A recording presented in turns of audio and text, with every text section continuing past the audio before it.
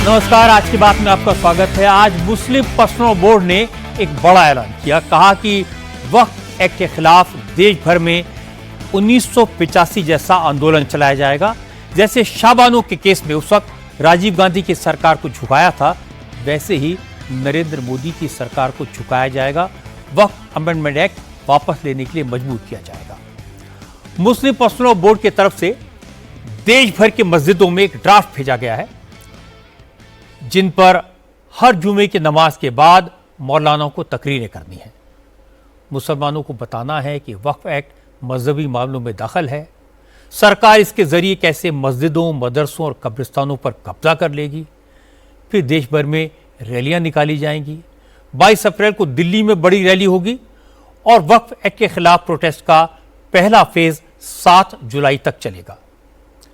इसके बाद personal board आगे की रणनीति का ऐलान करेगा। आज जुमे की नमाज के बाद मस्जिदों की तकरीरों में आमतौर पर इसी लाइन पर बात हुई। नमाज के बाद जगह जगह प्रोटेस्ट भी हुए, नारेबाजी हुई, लेकिन पश्चिम बंगाल में आज फिर हंगामा हुआ। मुर्शिदाबाद और साउथ 24 परगना में वक्फ एक्ट के खिलाफ प्रदर्शन कर रहे लोगों ने पुलिस पर पत्थर चलाए, आगजनी की और इसके बाद पुलिस और पैरामिलिट्री फोर्सेस ने प्रदर्शनकारियों पर सख्ती की। अब मुर्शिदाबाद के कई इलाकों में जबरदस्त टेंशन है। इंटरनेट बंद करना पड़ा है, धारा 163 लगा दी गई है, भारी फोर्स तैनात कर दी गई है। कोलकाता और मालदा से भी प्रोटेस्ट की तस्वीरें आई हैं। बंगाल में आज एक और डेवलपमेंट हुआ। हिंदू संगठनों को कल हनुमान जयंती पर शोभा यात्रा निकालने की परमिशन नहीं दी गई। अब बीजेपी के नेता इसे भी बड़ा इशू बना रहे हैं। बंगाल में माहौल कम्युनल बनता जा रहा है। मैं आपको दोनों तरफ की बात सुनवाऊंगा और शुरुआत करते हैं मुर्शिदाबाद की तस्वीरों से। आज मुर्शिदाबाद के कई इलाकों में दिन भर इसी तरह की घटनाएं हुई, वहां से इसी तरह की तस्वीरें आई। लेफ्ट साइड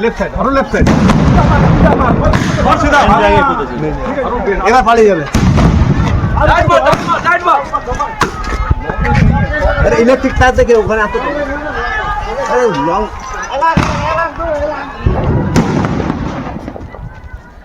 वक्फ एक्ट के खिलाफ प्रोटेस्ट कर रहे लोग पुलिस पर पत्थर चलाते रहे और पुलिस सेल्फ डिफेंस में टीयर गैस के गोले दागते रहे।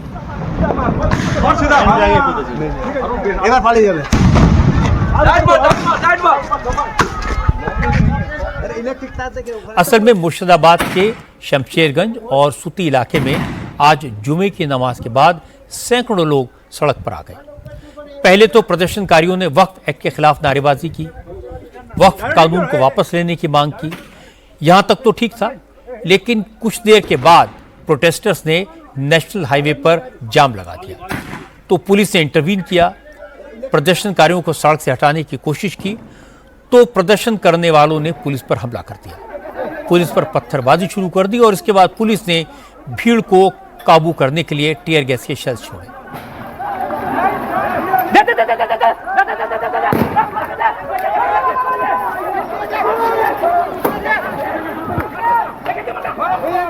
काफी देर तक इसी तरह हंगामा चलता रहा और इसके बाद आसपास के इलाकों से फोर्स को बुलाया गया, तब जाकर हालात कंट्रोल में आए। बंगाल के साउथ 24 परगना से भी ऐसी ही तस्वीरें आई। यहां भी जुमे की नमाज के बाद हजारों की संख्या में लोग सड़कों पर उतरे, वक्फ कानून के खिलाफ प्रोटेस्ट किया, सड़क जाम कर दी। जब पुलिस पहुंची और रास्ता खुलवाने की कोशिश की, तो प्रदर्शन कर रहे लोगों ने यहां भी पुलिस पर हमला कर दिया। पुलिस वैन के शीशे तोड़ डाले, जिसके बाद भारी संख्या में पुलिस फोर्स मौके पर पहुंची, लाठीचार्ज किया और फिर हालात काबू में आए।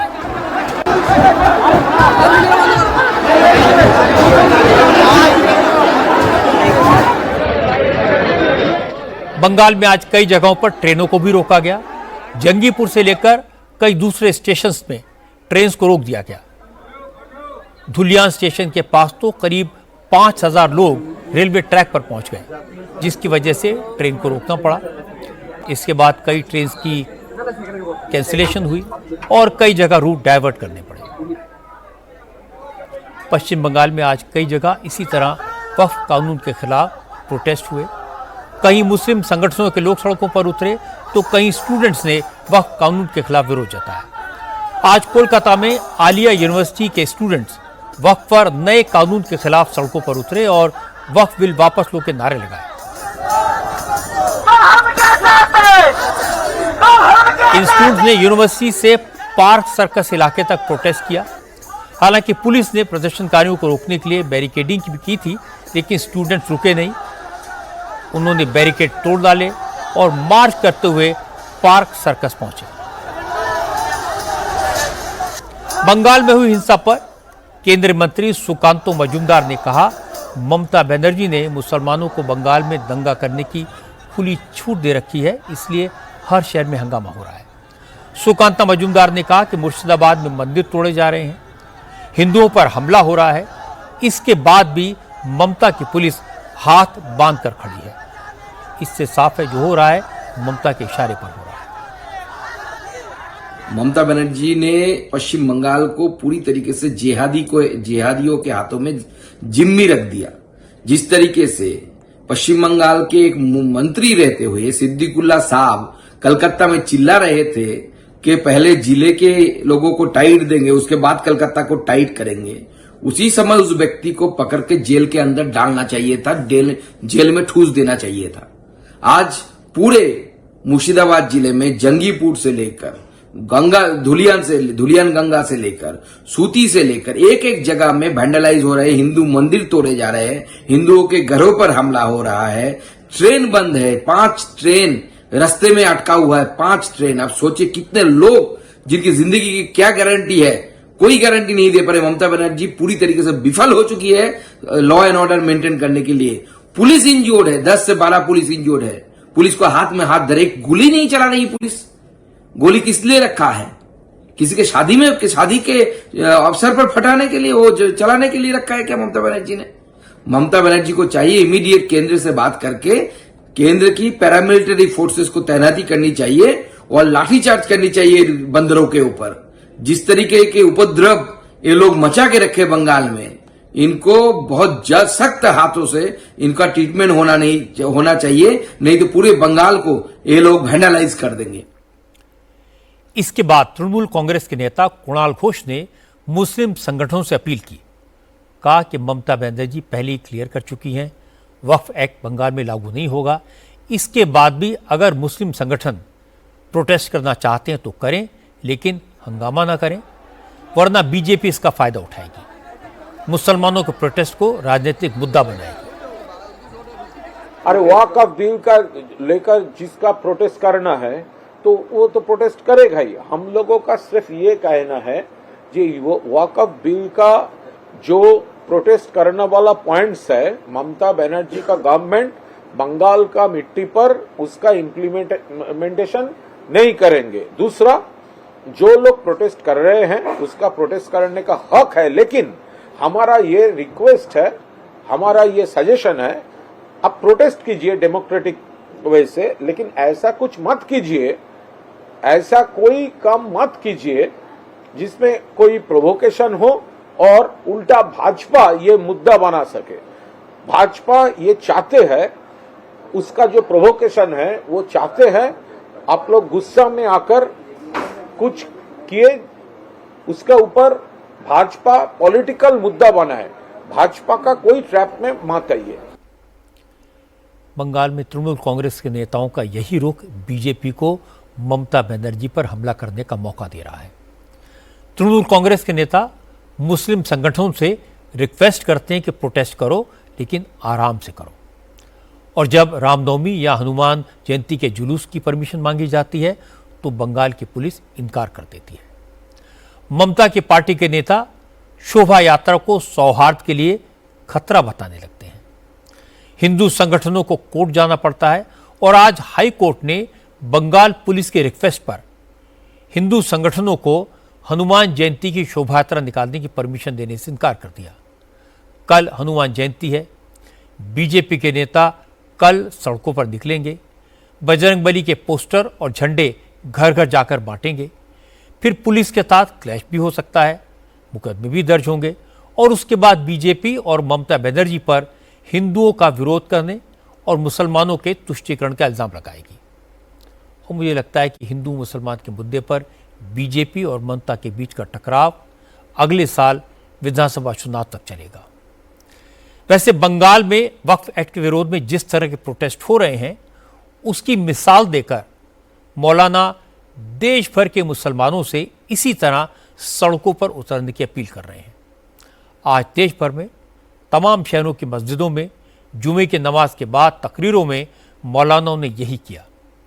नमाजियों को बताया गया कि वक्फ एक्ट के जरिए सरकार शरिया के मामलात में दखल दे रही है, मुसलमानों की संपत्तियों को हड़पने की साजिश कर रही है।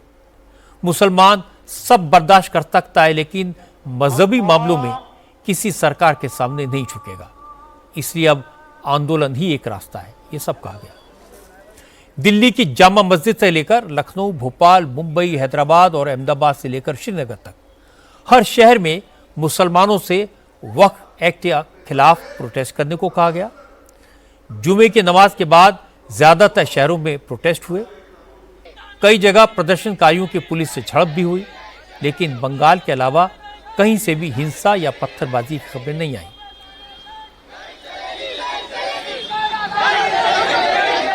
जुमे की नमाज के बाद मौलानाओं ने लोगों से कहा कि सरकार चाहती है कुछ लोग गड़बड़ी कर दें और पुलिस को एक्शन लेने का बहाना मिल जाए। इस साजिश में नहीं फंसना है। मौलानाओं ने कहा कि मुस्लिम नौजवानों को अपनी भावनाओं को काबू में रखना है। प्रदर्शन करना है, लेकिन हिंसा नहीं करनी। गांव-गांव, गली-गली जाकर ये बताना है कि वक्फ का कानून मुसलमानों के लिए कितना खतरनाक है। आज जुमा की इस मुबारक मौके पर हम मुसलमानों से ये बात समझाना चाहते हैं, ये जो वक्फ अमेंडमेंट एक्ट 2025 है,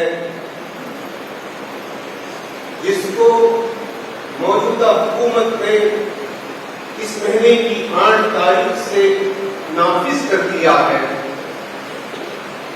इसको हम मुल्क के दस्तूर के खिलाफ समझते हैं। आप बताइए कि ये मुसलमानों से मुसलमानों की शनाख्त छीनने का अमल नहीं है।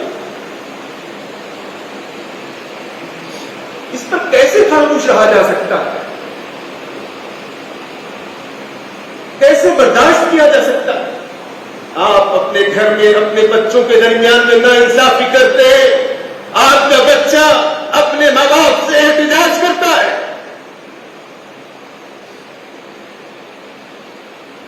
आप इस मुल्क में मुसलमानों से उनके असलाफ की, उनके आबाद व अजदाद की, उनकी कीमती इन जायदादों पर कब्जा करना चाहते हैं और ये चाहते हैं कि एहतिजाज भी ना हो।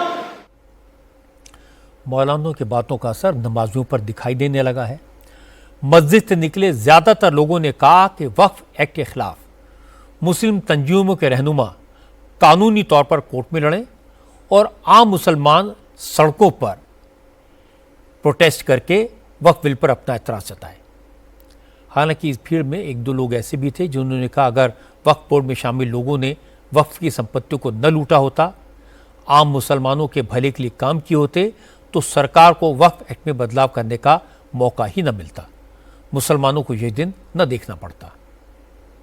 वो कहते हैं तुम्हारा पासपोर्ट रद्द हो जाएगा, तुम्हारा लाइसेंस रद्द हो जाएगा। अब कौन बोलेगा? हर तरीके से हमको दबाया जा रहा है, हर तरफ से हमको पीसा जा रहा है, पिस रहे हैं। वक्त है, जब आएगा तब देखा जाएगा। संजय सिंह ने सही कहा है, जिस दिन सरकार बदलेगी उस दिन ये सब जेल में जाएंगे, सारे जाएंगे, कोई नहीं बचेगा। वक्फ बोर्ड है, हमारे बाप दादाओं का विरासत है और ये विरासत जो है कोई छीन नहीं सकता है। चाहे जितनी भी कानून लिया है, हमारा नस्ल जो पैदा होगा वो भी हमारे वक्फ बोर्ड पे हक जताएगा और हक लेकर के रहेगा। ये बीजेपी की कोई औकात नहीं है कि हमसे ये हमारी विरासत को छीन ले। सरकार का आने से पहले और आने के बाद उसका एक ही काम है, एक जमात को खुश करना, जमात को नाराज करना। किसी को खुश करना, किसी को नाराज करना ही काम है। आपको नहीं पता है किसका मस्जिद मुसलमान का था, है और रहेगा। हम प्रदर्शन करेंगे, शांतिपूर्ण करेंगे और अमन व अमान के साथ करेंगे। हमारे उलमाओं ने बहुत सारे जगहों पे उसमें दिया है और उन्होंने कॉल करी है, उसके अंदर में वो जा रहे हैं, सुप्रीम कोर्ट में जा रहे हैं और हमें आशा है कि सुप्रीम कोर्ट से हमको उसके अंदर रिलीफ मिलेगी। नहीं, ये तो नहीं कह सकते कि पास होना चाहिए था, मगर जिनके पास अब तक हमारी वक्फ की संपत्तियां थी उन्होंने कौन सा हमारे लिए भले वाले काम कर लिए। उन्होंने जो भी काम करा अपने भले के लिए किया। अगर उन्होंने पब्लिक के लिए या गरीब मुसलमानों के लिए भलाई का काम किया होता तो आज हमारे हालात ये ना होते कि सरकार को इसमें इंटरफेयर करना पड़ता। लखनऊ में भी वक्फ कानून के खिलाफ प्रोटेस्ट हुआ, लेकिन इस प्रोटेस्ट को लीड कर रहे मौलाना कल्बे जब्बाद ने वक्फ कानून को दलितों से जोड़ दिया। कल्बे जब्बाद ने कहा कि मुसलमानों के साथ जो हो रहा है उसका मुकाबला तो मुसलमान करेंगे, लेकिन अब दलितों को सावधान रहना चाहिए क्योंकि अगला नंबर दलितों का है। कल्बे जब्बाद ने कहा कि वक्फ एक्ट के खिलाफ प्रोटेस्ट में दलितों को भी मुसलमानों का साथ देना चाहिए क्योंकि आज मुसलमानों की प्रॉपर्टी हड़पने की कोशिश हो रही है। इसके बाद सरकार दलितों का हक खत्म कर देगी। सबसे ज्यादा जो इस पर गद्दारी की है वो नितेश साहब ने की है। सबसे ज्यादा गद्दारी जो की है वो नायडू जी ने की है, क्योंकि उन्हीं की वजह से पूरी हुकूमत कायम है। अगर वो वोट ना देते तो बिल पास नहीं होता। लिहाजा इलेक्शन करीब है बिहार के, हमारी जरूरत है वहाँ के ऊपर जो सेकुलर ताकतें हैं वो इनको वहाँ से हटाएं और इनके मुंह से मुखौटा जो सेकुलरिज्म का था वो हट गया नितेश के मुंह से भी और नायडू के मुंह से भी। नकली सेकुलरिस्ट हैं और ये सिर्फ सब के सब ये आरएसएस के अंदर शामिल हो चुके हैं। लिहाजा ये है इनको सजा मिलना बहुत ज़रूरी है, बहुत ज़रूरी। जो सेकुलर क़ुव्वतें हैं उनको इनके खिलाफ उठना पड़ेगा, जिसमें मुसलमान भी शामिल हैं और गैर मुसलमान, खासतौर दलित। हमारे देखिए अभी मुसलमान टारगेट हैं, दूसरा टारगेट दलित है। सुन ले दलित, दूसरा टारगेट दलित हैं। दलित उनसे सारी सहूलतें ले ली जाएंगी। दलित तो हमारा कहना है कि अब इनके धोखे में ना आए। जो हिंदू हिंदू कह के तुमको शामिल कर लेते हैं और धोखा दे रहे हैं, ये तुम्हारे भी दुश्मन है और हमारे भी दुश्मन है। तो आज जुमे की नमाज के बाद वक्फ एक्ट के खिलाफ जिस तरह के प्रोटेस्ट हुए, जिस तरह की तकरीरें हुई, वो अब हर जुमे की नमाज के बाद होगी और ये सिलसिला 7 जुलाई तक चलेगा क्योंकि मुस्लिम पर्सनल बोर्ड ने इसी तरह की हिदायत दी है। असल में आज मुस्लिम पर्सनल बोर्ड की तरफ से पूरे मुल्क की मस्जिदों को एक फरमान भेजा गया जिसमें कहा गया कि अब सारी मुस्लिम तंजीमें एकजुट होकर वक्फ कानून के खिलाफ तब तक विरोध करेंगी जब तक सरकार इस कानून को वापस नहीं ले लेती। पर्सनल बोर्ड के महासचिव फजल रहमान मुजद्दिदी ने कहा, मुसलमानों को अपनी ताकत का एहसास कराना होगा। जैसे शाबानो केस में राजीव गांधी को सुप्रीम कोर्ट का फैसला पलटने के लिए मजबूर किया गया था, अब वैसे ही आंदोलन चलाना होगा। वक्फ कानून को वापस लेने के लिए मोदी सरकार को मजबूर करना होगा। All India Muslim personal law board ने बहुत गौर फौज के बाद में एक लॉन्ग टर्म पॉलिसी के तहत में वक्फ बचाओ मुहिम का आगाज करने का प्रोग्राम बनाया है। All India Muslim personal law board की वक्फ बचाओ मुहिम ये 11 अप्रैल से 7 जुलाई तक 2025 में 7 जुलाई तक जारी रहेगी। मरकजी हुकूमत की जानिब से वक्फ कानून में मनमानी और खिलाफ दस्तूर व खिलाफ शरीयत तरमीमात करके हुकूमत वक्फ के इंतज़ाम और इंसराम को अपने कंट्रोल में ले लेना चाहती है। नीज इन तरमीमात के जरिए उसने मुस्लिम औकाफ को हड़पने और तबाह व बर्बाद करने का घिनौना मंसूबा तरतीब दिया है। All India Muslim personal law board ने वक्फ बचाओ के उन्वान से एक कुल हिंद तहरीक आंदोलन का आगाज किया है। इस तहरीक में बिरादरान वतन और सिविल सोसाइटी के लोगों को भी शामिल किया जाएगा। ये तहरीक शाहबानो तहरीक 1985 के तर्ज के ऊपर चलेगी, जिसके तहत हम हर रियासत, जिला, शहर और गांव तक पहुंचेंगे। मौलाना फजल रहीम जिस ड्राफ्ट को पढ़ रहे थे वही ड्राफ्ट आज देश भर के मस्जिदों में भेजा गया। इसमें तकरीर के पॉइंटर्स हैं, मुसलमानों के लिए हिदायतें हैं, कहाँ कहाँ प्रोटेस्ट करना है, कैसे प्रोटेस्ट करना है, ये बताया गया है। मौलाना फजल रहीम ने आज देश भर के मुसलमानों से कहा कि वो वक्फ एक्ट के खिलाफ प्रोटेस्ट करें लेकिन हंगामा ना करें और बीजेपी शासित राज्यों में तो जुलूस भी ना निकालें, सड़कों पर प्रदर्शन भी ना करें, सिर्फ ह्यूमन चेन बनाकर एतराज़ करें, क्योंकि सड़कों पर उतरे तो पुलिस एक्शन भी हो सकता है, जेल भी जाना पड़ सकता है। कोशिश की जाए कि शाहबानो मुकदमा पर सुप्रीम कोर्ट के फैसले के बाद जिस तरह मुल्क की तहरीक चलाई गई थी, उन्हीं खुतूत पर इस बार भी हालात की रियायत करते हुए हर शहर, मोहल्ले और मसाजिद में प्रोग्राम मुनाकिद किए जाएंगे। यहाँ ये बात बतौर खास वाज़ेह करनी है कि हमारा एहतजाज हुकूमत के खिलाफ है, न कि किसी कौम और तबके के खिलाफ है। यहाँ के आवाम से हमें कोई मुखालिफत का सामना नहीं है। एहतजाजी जलसों के दौरान मुतय्यन नारे मुहज़्ज़ब अंदाज में लगाए जाएंगे और कोई इश्तिआल अंगेज नारा नहीं लगाया जाएगा और न कोई इश्तिआल अंगेज तकरीरें की जाएंगी। इन रियासतों में जहाँ के हालात नासाजगार या मखदूश हों, सड़कों पर कोई रैली या जुलूस नहीं निकाला जाएगा। सिर्फ ह्यूमन चेन बनाई जाएगी जिसमें आवाम को हाथों में प्ले कार्ड्स होंगे। मौलाना ने आज जिस जंग का ऐलान किया है वो असल में वक्फ के कानून को लेकर नहीं है। कानून तो बहाना है, असल में मोदी निशाना है। आज की तकरीर का मकसद किसी तरह मोदी को झुकाना है। वक्फ कानून का आम मुसलमान से कोई लेना देना नहीं है, पर उसे ये बार बार समझाया जा रहा है कि सरकार मस्जिदों, कब्रिस्तानों और ईदगाहों पर कब्जा कर लेगी। असल में परेशानी तो उनकी है जिनका वक्फी प्रॉपर्टीज़ पर कब्जा है। वो लोग इस मुहिम में पूरे जोर शोर से जुटे हैं। मुसलमानों के वोटों की ठेकेदारी करने वालों को लगता है कि अब तक तो हर सरकार हमसे दबती थी। हमने शाबानो के केस में सुप्रीम कोर्ट का फैसला बदलवा लिया, 2013 में अपनी मर्जी के मुताबिक वक्फ के कानून में बदलाव करवा लिया। अब सरकार हमारी बात कैसे नहीं सुनेगी? इसीलिए ये जंग वक्फ के कानून के मेरिट की नहीं, अपनी सुप्रीमेसी साबित करने की है। जमीयत उलमा हिंद जैसे संगठनों ने सही रास्ता चुना, वो कोर्ट गए। अगर वक्फ का नया कानून संविधान के खिलाफ है, अगर ये वक्फ की प्रॉपर्टी में इंटरफेयर करने का है, अगर ये कानून वक्फ की संपत्ति पर कब्जा करने के लिए है, तो ये फैसला सुप्रीम कोर्ट पर छोड़ देना चाहिए। इसका पॉलिटिकल फायदा उठाने की कोशिश करने वालों की मजम्मत होनी चाहिए। बड़ी बात है कि जिस तरह मुस्लिम पर्सनल बोर्ड और दूसरी तंजीमें वक्फ बोर्ड के खिलाफ माहौल गर्म करने की कोशिश कर रही हैं, इसका फायदा जगह जगह समाज के दुश्मन उठा सकते हैं। वो कोई शरारत करके दंगा भड़का सकते हैं और इसका एक एग्जाम्पल आज आगरा में मिला। आज आगरा में सुबह सुबह अचानक हजारों मुस्लिम नौजवान सड़कों पर आ गए, नारेबाजी शुरू कर दी। अगर भारी तादाद में पुलिस फोर्स कुछ ही मिनटों में मौके पर न पहुंचती तो शहर में आग लग सकती थी। हुआ ये कि आज जुमे की नमाज से पहले लोगों ने देखा कि मस्जिद के गेट पर एक ऐसे जानवर का सिर फेंका गया जिसे इस्लाम में अपवित्र माना जाता है। यह खबर कुछ ही मिनटों में पूरे शहर में फैल गई। देखते ही देखते हजारों लोग इकट्ठा हो गए और मस्जिद के बाहर जानवर का सिर फेंकने वाले को तुरंत पकड़कर सख्त से सख्त सजा देने की डिमांड करने लगे।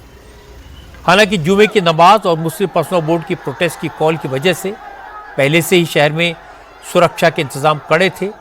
चप्पे चप्पे पर पुलिस तैनात थी, इसलिए जैसे ही हंगामे की खबर आई तो कई थानों के पुलिस फोर्स के साथ साथ बड़े अफसर भी मौके पर पहुंचे। लोगों को समझाया गया, उन्हें भरोसा दिया गया कि दोषी को जल्द खोज लिया जाएगा, उसके खिलाफ एक्शन लिया जाएगा। 100 लोगों की टीम जांच में लगाई गई। आसपास लगे सीसीटीवी कैमरों की फुटेज चेक की गई तो एक शख्स स्कूटी से आकर मस्जिद में जानवर के सिर वाली पॉलिथीन रखता हुआ दिखाई दिया। स्कूटी के नंबर से पुलिस उस व्यक्ति तक पहुंच गई और 2 घंटे के भीतर नजरुद्दीन नाम के शख्स को गिरफ्तार कर लिया गया। पता चला कि नजरुद्दीन ने कल ही जानवर के सिर को मस्जिद में फेंक दिया था। अब पुलिस इस बात की जांच कर रही है कि नजरुद्दीन ने इस तरह की हरकत क्यों की और किसके कहने पर की।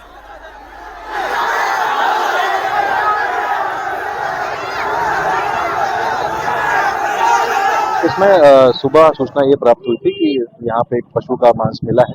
उस क्रम में जब यहाँ की जामा मस्जिद की कमेटी के लोगों ने हमसे बात की, हम तत्काल यहाँ पहुंचे। सुबह हमने सारे सीसीटीवी खंगाले। सीसीटीवी पे यह पता चला कि कल दोपहर में ही वो व्यक्ति मांस को रख के गया था और उस मांस को तत्काल कब्जे में लेके जांच के लिए भेजा गया कि किस पशु का है। इसके बाद यहाँ पे एसओजी सर्विलांस की जो टीमें हैं ईस्ट वेस्ट सिटी और सीपी सर की लगभग 100 लोग तत्काल इस पर लगाए गए। इन्होंने पूरे रास्तों के सीसीटीवी खंगाले और सीडीआर एनालिसिस वगैरह करके ये पता चला कि स्कूटी से आया था वो व्यक्ति ने मास्क कल दोपहर में रख दिया था, किसी को पता नहीं चला, आज सुबह पता चला था। इस क्रम में उसको गिरफ्तार कर लिया गया और किसी दुकान से जो मीट उसने खरीदी थी उनसे भी पूछताछ हो रही है।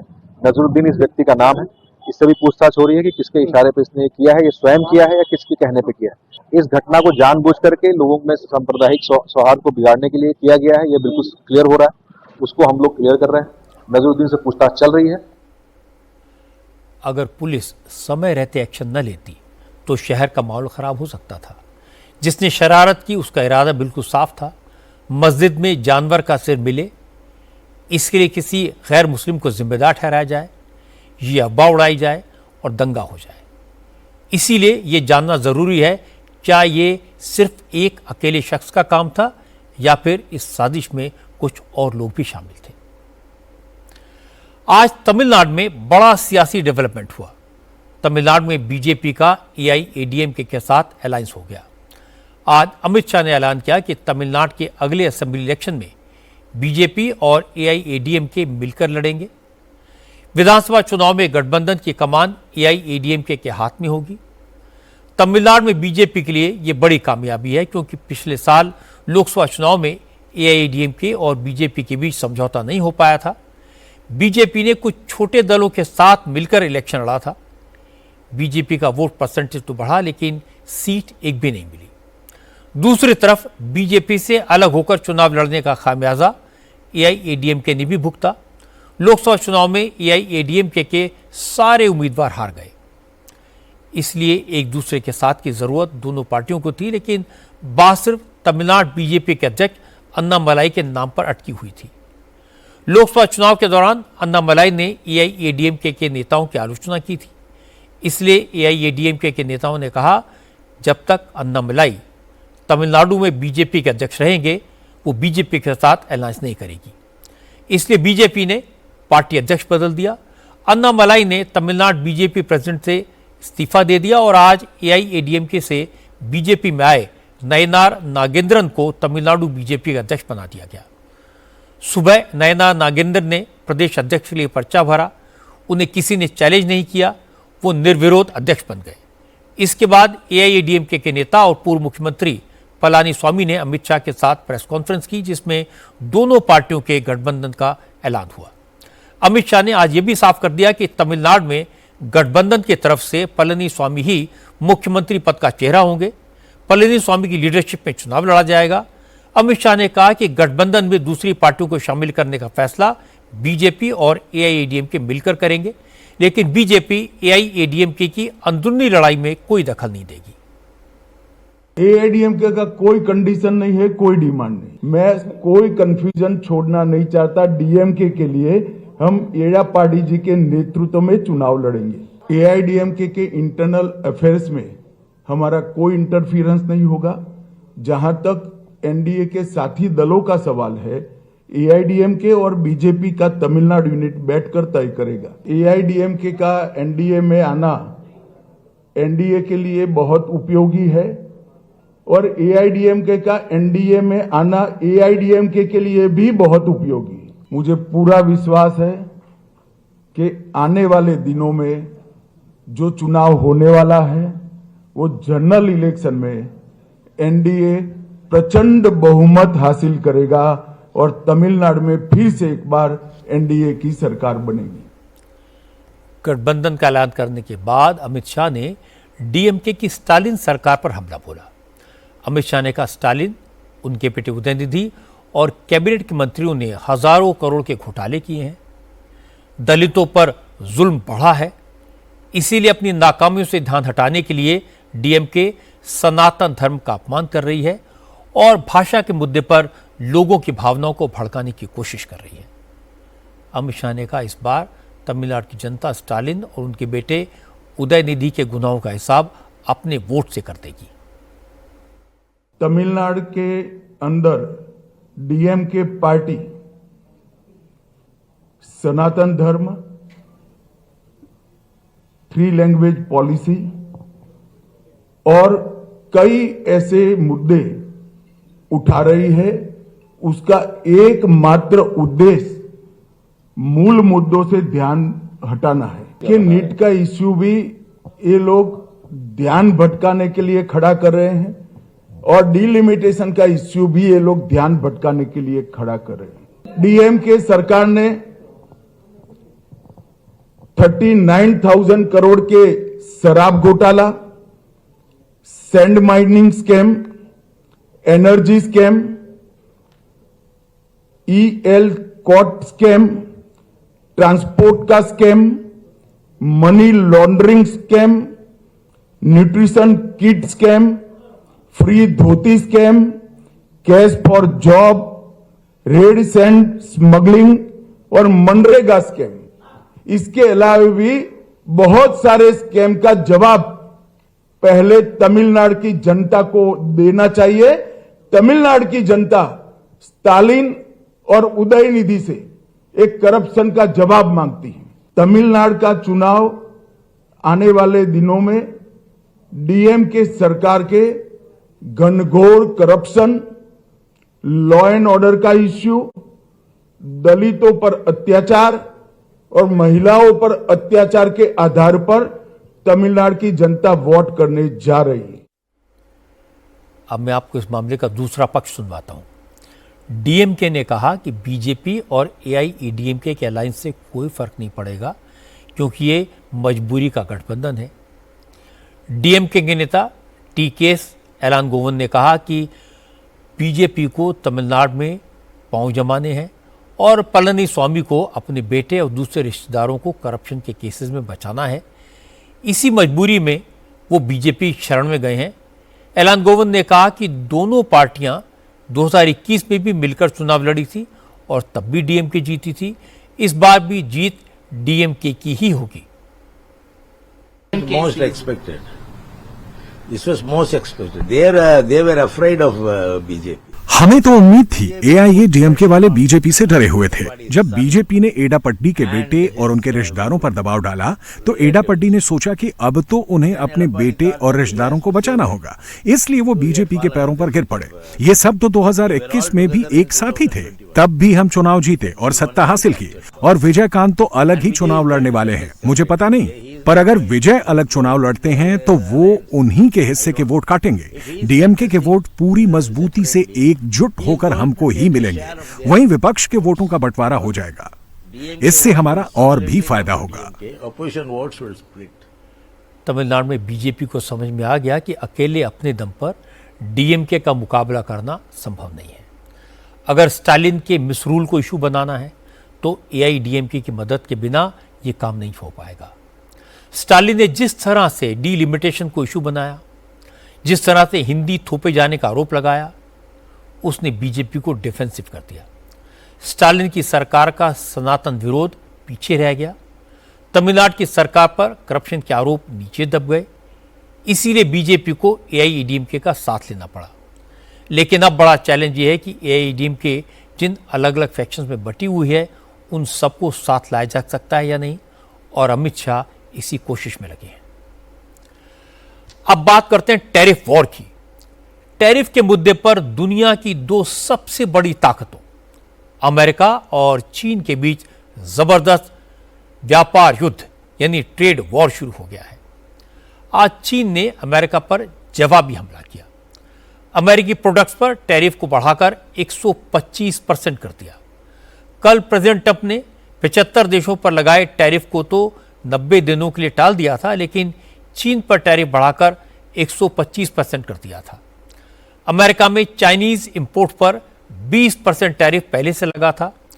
125% टैरिफ और बढ़ाने के बाद अब अमेरिका चीन के एक्सपोर्ट पर 145% टैरिफ वसूल कर रहा है। इसी के जवाब में चीन ने भी अमेरिका पर टैरिफ 84% से बढ़ाकर 125% कर दिया और दुनिया के बाकी देशों से अपील की कि वो ट्रंप की दादागिरी से मुकाबला करने के लिए उसके साथ आ जाए। China announced fresh trade countermeasures on Friday. चीन ने शुक्रवार को व्यापार के मामले में अमेरिका के ऊपर जवाबी कार्रवाई का ऐलान किया है। चीन ने कहा है कि वो अमेरिका से आयात होने वाले प्रोडक्ट्स पर टैरिफ को 84 से बढ़ाकर 125% कर रहा है। चीन के टैरिफ की ये दरें शनिवार से लागू हो जाएंगी। अमेरिका और चीन एक दूसरे के खिलाफ टैरिफ बढ़ाकर व्यापार युद्ध को और तेज करते जा रहे हैं, जबकि अमेरिका के प्रेसिडेंट ट्रंप ने बाकी देशों पर थोपे गए टैरिफ को अगले 90 दिनों के लिए टाल दिया है। अमेरिकी इंपोर्ट पर टैरिफ बढ़ाने के साथ साथ चीन ने WTO में भी अमेरिका के खिलाफ कई मुकदमे दायर किए हैं। चीन ने आरोप लगाया कि अमेरिका ट्रेड वॉर का मुजरिम है, WTO के नियम कायदों के धज्जियां उड़ा रहा है, इसलिए उसके ऊपर जुर्माना लगना चाहिए। चीन की कॉमर्स मिनिस्ट्री ने कहा कि ट्रंप मौजूदा वर्ल्ड ऑर्डर को तबाह कर रहे हैं और चीन चुपचाप ये तमाशा नहीं देखेगा, कड़ा जवाब देगा। चीन एक जिम्मेदार देश है। हमने अमेरिका की दादागिरी के खिलाफ जो कदम उठाए हैं, उनका मकसद सिर्फ अपने वाजिब हक और हितों की रक्षा नहीं है, बल्कि हमने ये कदम अंतर्राष्ट्रीय नियम कायदों और व्यवस्था की हिफाजत के लिए, सभी देशों के साझा हितों के लिए, रक्षा के लिए और अंतर्राष्ट्रीय समुदाय के बीच निष्पक्षता और इंसाफ को बरकरार रखने के लिए उठाया है। अमेरिका जिस तरह दादागिरी और गुंडागर्दी कर रहा है, उससे निपटने का रास्ता समझौतों और रियायतों से नहीं निकलने वाला। हालांकि आज प्रेसिडेंट ट्रंप के रुख में थोड़ा सा बदलाव दिखा। ट्रंप ने कहा कि वो शी जिनपिंग के साथ बैठकर डील करना चाहते हैं। अगर चीन उनकी शर्तें मान लेता है तो दोनों देशों का भला होगा।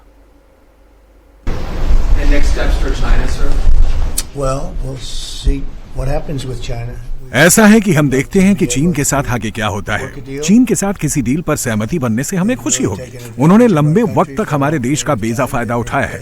उन्होंने हमको बेतहाशा लूटा है, इतना कि यकीन से परे है। मेरी तो समझ में भी नहीं आती कि मेरी जगह पहले बैठने वालों ने इसको कैसे बर्दाश्त किया। ये तो यकीन के काबिल तक नहीं है।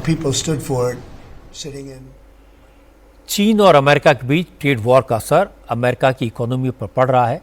145% टैरिफ लगने के बाद अमेरिका में चीन के आइटम इंपोर्ट करना बहुत महंगा हो गया है। नतीजा ये हुआ कि अमेरिका में कई चीज़ों के दाम बढ़ गए हैं। ख़ास तौर पर चीन में बने कपड़े, कैप्स, जूते, खिलौने, फ़ोन और लैपटॉप जैसी चीज़ों की कीमतें आसमान छू रही हैं। लोगों ने ख़रीदारी कम कर दी है और सिर्फ ज़रूरी सामान ही आजकल खरीद रहे हैं। इससे छोटे छोटे स्टोर चलाने वाले कारोबारी परेशान हैं। उनका कहना है कि अगर प्रेसिडेंट ट्रंप का यही रुख बरकरार रहा तो उनके स्टोर बंद हो जाएंगे, क्योंकि उनका तो सारा सामान चीन से ही आता है।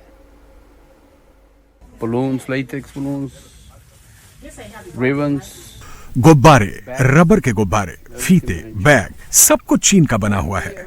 ज्यादातर हर चीज 90% सामान चीन से आता है और निश्चित रूप से हम सब बेहद चिंतित हैं, क्योंकि प्रेसिडेंट ने चीन पर 125% का टैरिफ लगा दिया है। इससे कीमतें दोगुनी हो जाएंगी, बल्कि कई सामान तो दोगुनी से भी ज्यादा महंगे हो जाएंगे। अभी कोई खुश नहीं है, बल्कि सबकी फिक्र बढ़ गई है। लोग ये सोचकर परेशान हैं कि आगे चलकर क्या होगा, क्या हम अपना रोजगार बचा पाएंगे। जाहिर है भविष्य को लेकर चिंता है। मुझे लगता है कि आगे चलकर इन सभी कदमों का असर छोटी छोटी दुकानों पर होगा, क्योंकि जब से टैरिफ लगाने का ऐलान हुआ है तब से मैं देख रहा हूं कि बहुत से कारोबार बंद हो रहे हैं। लोग अभी पार्टी करने के बारे में बिल्कुल नहीं सोच रहे हैं, तो हमारे सामान बिक नहीं रहे। अब अगर मैं सामान बेच नहीं पाऊंगा तो खरीद भी नहीं सकता। मैं तो सामान जमा करूंगा। मैं अभी तो ऐसा भी नहीं कर पा रहा हूं। अभी तो एक कारोबारी के तौर पर हम एक एक दिन के हिसाब से चल रहे हैं। एक्सपर्ट्स का कहना है कि चीन और अमेरिका की ट्रेड वॉर में भारत के लिए एक अच्छा मौका है। भारत के पास इतनी कैपेसिटी है कि वो अमेरिका को कुछ सामान सप्लाई करने में चीन की जगह ले सकता है। इलेक्ट्रॉनिक्स, टेक्सटाइल्स, गारमेंट और खिलौनों के सेक्टर में जगह बनाने के लिए भारत के लिए ये एक सुनहरा अवसर है। मीडियम और स्मॉल स्केल सेक्टर की भारतीय कंपनियां इसका फ़ायदा उठा सकती हैं। टैरिफ वॉर से बड़ी बड़ी कंपनियां कितनी परेशान हैं, इसका अंदाज़ा आप इस बात से लगा सकते हैं कि ट्रंप का टैरिफ प्लान लागू होने से पहले एप्पल ने 600 टन आईफोन यानी करीब 15 लाख मोबाइल फ़ोन के सेट भारत से अमेरिका भेजे। इसके लिए स्पेशल कार्गो प्लेन भारत भेजा। सरकार से सिर्फ 6 घंटे में कस्टम क्लियर करने की परमिशन ली, ताकि टैरिफ लागू होने से पहले ज़्यादा से ज़्यादा सामान अमेरिका भेजा जा सके। एप्पल अमेरिका में जितने फ़ोन बेचता है उसके 20% फ़ोन भारत में बनते हैं, बाकी 80% चीन से आते हैं।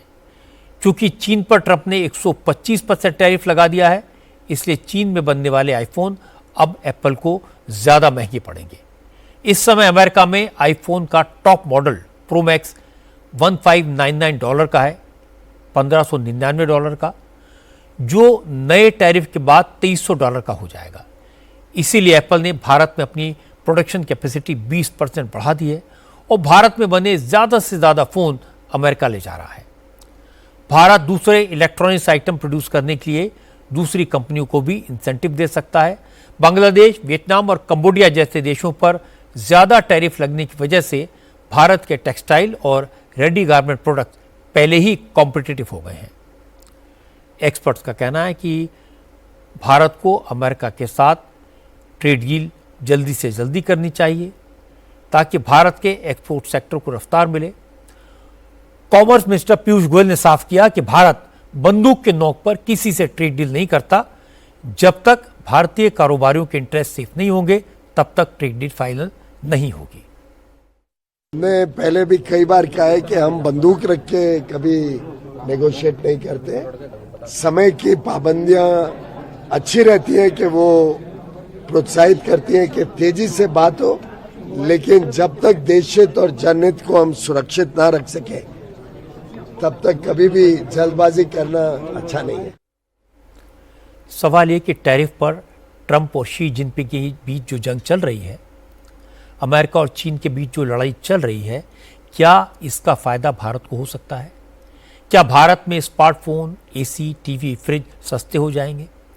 ट्रेड एक्सपर्ट्स का कहना है कि अमेरिका के प्रेशर की वजह से भारत को इलेक्ट्रॉनिक कंपोनेंट एक्सपोर्ट करने वाली चाइनीज कंपनीज अपनी कीमतें 5% तक कम करने के लिए मजबूर हो जाएंगी। भारत में इस्तेमाल होने वाले 75% इलेक्ट्रॉनिक कंपोनेंट्स में चीन के मैन्युफैक्चर्ड कंपोनेंट का इस्तेमाल होता है। जब इन दोनों बातों को जोड़कर देखते हैं तो क्लियर है कि भारत में स्मार्टफोन, एसी, टीवी, फ्रिज जैसी सारी इलेक्ट्रॉनिक चीज़ों के दाम कम हो जाएंगे, जो हमारे देश के कंज्यूमर्स के लिए काफ़ी फायदे का सौदा है। एक और बड़ी खबर यह है कि अमेरिका से लाए गए मुंबई हमले के आरोपी तैमूर राणा से पूछताछ शुरू हो गई है। एनआईए के अफसरों की एक स्पेशल टीम तैमूर राणा से दिल्ली में पूछताछ कर रही है। राणा से जिस हाई सिक्योरिटी सेल में पूछताछ की जा रही है उसमें सीसीटीवी कैमरे लगाए गए हैं। पूरी पूछताछ को रिकॉर्ड किया जा रहा है। कल देर रात करीब 2:30 बजे कोर्ट ने तैमूर राणा को 18 दिन के लिए एनआईए के कस्टडी में भेज दिया था। इसके बाद से एनआईए की स्पेशल टीम ने पूछताछ शुरू की। इंटरेस्टिंग बात यह कि जब से तैमूर राणा भारत पहुंचा है तब से ही पाकिस्तान बहुत बेचैन है। भारत में पाकिस्तान के हाई कमिश्नर रह चुके अब्दुल बासित ने तो एक हैरान करने वाली बात कहा कि तैमूर राणा तो पाकिस्तान का सिटीजन है ही नहीं, वो तो 1997 से कनाडा में रह रहा था। अब्दुल बासित ने कहा उन्हें समझ में नहीं आता कि मुंबई अटैक के कितने मास्टरमाइंड थे। बासित ने कहा असल में तो मुंबई अटैक भारत का ही एक फॉल्स फ्लैग ऑपरेशन था। तैमूर राणा का जाना ऑब्वियसली एक बड़ा ज़बरदस्त टॉकिंग पॉइंट भारत को मिलेगा कि वो बार बार लश्कर तैयबा का जिक्र करेंगे और ये बताने की कोशिश करेंगे। उसका जिक्र तो कम होगा लेकिन ये बताने की ज़रूरत कोशिश होगी कि जी पाकिस्तान की जो इंटेलिजेंस एजेंसीज़ हैं वो इसके पीछे थी, इस सारे ऑपरेशन के पीछे, और लश्कर तैयबा की पूरी सपोर्ट थी। एक तो मुझे समझ नहीं आता कितने मास्टरमाइंड्स थे।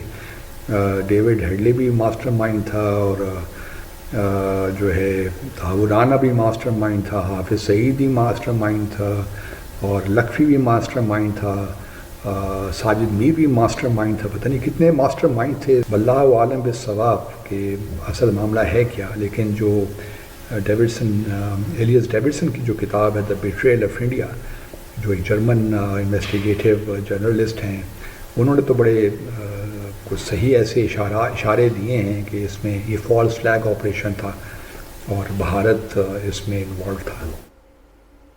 चिंता की बात है कि हमारे देश के कई नेता इस तरह के बेसिर पैर के बयान देने वाले अब्दुल बासित को जवाब देने के बजाय तैमूर राणा को भारत लाने का क्रेडिट लेने की होड़ में लगे हैं।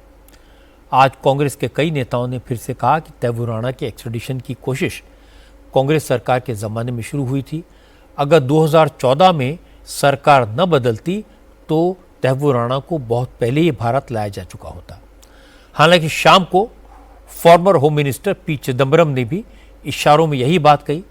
चिदम्बरम ने बड़े ही सटल तरीके से कहा कि तैमूर राणा भारत से को अमेरिका लाना, अमेरिका से भारत आना भारत की बहुत बड़ी जीत है, लेकिन इसकी कोशिश तो उनकी सरकार ने ही शुरू की थी। 2009 से ही यूपीए की गवर्नमेंट तैमूर राणा को भारत लाने की कोशिश कर रही थी। ये कोशिश अब जाकर कामयाब हुई है। I have already welcomed the extradition of Rana. मैं पहले ही तहव्वुर राणा के भारत प्रत्यर्पण का स्वागत कर चुका हूं। इसकी प्रक्रिया 2009 में शुरू हुई थी और फिर 2011 में जब अमेरिकी खुफिया एजेंसियों ने तहव्वुर राणा की पहचान की तो इसमें तेजी आई। उसको भारत लाने में 13-14 बरस का लंबा वक्त लग गया। मैं इस कोशिश में लगे विदेश मंत्रालय, खुफिया एजेंसियों और एनआईए को मुबारकबाद देता हूं कि लंबे और थकाऊ संघर्ष के बाद वो राणा को भारत लाने में सफल रहे हैं। मैं बीजेपी के प्रवक्ता को गंभीरता से नहीं लेता हूं। मैं विदेश मंत्रालय या फिर गृह मंत्रालय से आधिकारिक बयान का इंतजार कर रहा हूं। मैं बीजेपी के आधिकारिक प्रवक्ता के तथाकथित आधिकारिक प्रवक्ता के विचारों पर मैं कोई टिप्पणी या कोई जवाब नहीं देना चाहता हूं। हालांकि इन सारी बातों का जवाब दिया महाराष्ट्र के मुख्यमंत्री देवेंद्र फडणवीस ने। फडणवीस ने कहा कि मुंबई पुलिस की क्राइम ब्रांच ने, एनआईए के अफसरों ने तैमूर राणा के खिलाफ पक्के सबूत जुटाए, विदेश मंत्रालय ने डिप्लोमेटिक एफर्ट लगाया और अब देश का दुश्मन तैमूर राणा भारत के शिकंजे में आया है। फडणवीस ने कहा कि तैमूर राणा को सजा होनी चाहिए, उस पर सियासी बयानबाजी से कोई फायदा नहीं होगा। दुनिया के सामने जिस समय कसाब को फांसी हुई उस समय ये पाकिस्तान की कॉन्स्पिरेसी थी, ये हमने प्रूव कर दिया। और आपको याद होगा उस समय हम लोगों ने डेविड हेडली का बयान ये एक प्रकार से ऑनलाइन दर्ज कराया और उसके कारण उस समय भारत सरकार ने हमको मदद की और हम लोग उसको बयान को दर्ज कर पाए, जिसके कारण ये पूरा पाकिस्तान का षड्यंत्र है ये हमारे सामने स्पष्ट हुआ। लेकिन आज इस बात का हम लोगों को बहुत संतोष है कि इस प्रकार का अपराधी जो हम चाहते थे कि हमारी क्रिमिनल जस्टिस सिस्टम के सामने आए, वो आज हमारे हाथ में लगा है।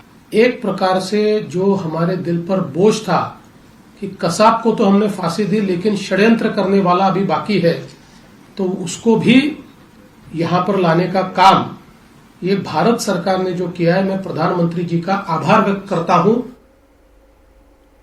देवेंद्र फडणवीस की बात सही है कि तैमूर राणा के केस पर सियासत नहीं होनी चाहिए। असल में जरूरत है फॉर्मर डिप्लोमेट अब्दुल बासित जैसे लोगों को करारा जवाब देने की। बासित ने बड़ी बेशर्मी से कह दिया कि 26/11 का आतंकवादी हमला भारत का ऑपरेशन था। क्या अजमल कसाब पाकिस्तानी नहीं था? क्या कसाब और उसके साथियों को पाकिस्तान ने नहीं भेजा था? क्या पाकिस्तान में बैठकर आतंकवादियों को डायरेक्ट करने वाले हैंडलर्स के टेप झूठे हैं? क्या अमेरिका ने इस बात के सबूत नहीं दिए कि 26/11 का हमला पाकिस्तान में बैठे लोगों की साजिश थी? इतना सब होने के बाद भी अगर कोई भारत को ब्लेम करने की बेतुकी बात करता है तो उसे जवाब तो मिलना चाहिए।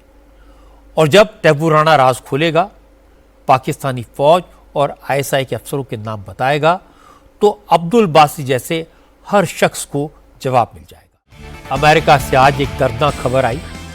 न्यूयॉर्क में एक हेलीकॉप्टर क्रैश होकर हडसन रिवर में गिर गया।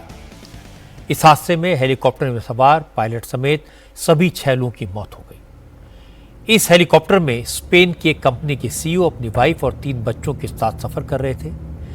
टेक ऑफ के 18 मिनट के बाद हेलीकॉप्टर न्यूयॉर्क में हडसन नदी के ऊपर से गुजर रहा था। उसी वक्त तेज धमाका हुआ, हेलीकॉप्टर के राउटर टूट गए और हवा में चक्कर खाता हुआ हेलीकॉप्टर सीधे नदी में गिर गया। जिस वक्त हादसा हुआ आसपास सैकड़ों लोग मौजूद थे। हेलीकॉप्टर क्रैश की आवाज सुनकर ये लोग दहल गए। हादसे के फौरन बाद रेस्क्यू ऑपरेशन शुरू हुआ। दर्जनों बोट्स और इमरजेंसी सर्विसेज के लोग हादसे के स्पॉट पर पहुंचे। हेलीकॉप्टर में सवार सभी 6 लोगों को नदी से बाहर निकाला गया, लेकिन 4 लोगों की मौके पर ही मौत हो गई, जबकि बाकी 2 ने हॉस्पिटल में दम तोड़ दिया। हादसे की वजह क्या थी ये अभी तक क्लियर नहीं है, लेकिन एक्सपर्ट्स का मानना है कि इसके पीछे मैकेनिकल फेल्योर है, जिसकी वजह से हेलीकॉप्टर का बैलेंस बिगड़ा और वो पायलट के कंट्रोल से बाहर चला गया। मैनहट्टन के आसमान में प्लेन्स और हेलीकॉप्टर्स की भरमार रहती है। न्यूयॉर्क के इस सबसे बिजी एरिया में कई हेलीपैड्स हैं जिनका इस्तेमाल बड़े बड़े बिजनेस एग्जीक्यूटिव्स करते हैं। न्यूयॉर्क सिटी में 1977 से लेकर अब तक हेलीकॉप्टर एक्सीडेंट में 38 लोगों की मौत हो चुकी है। आज जो क्रैश हुआ इसने लोगों का डर, लोगों का खौफ और बढ़ा दिया है। आज की बात में इतना ही।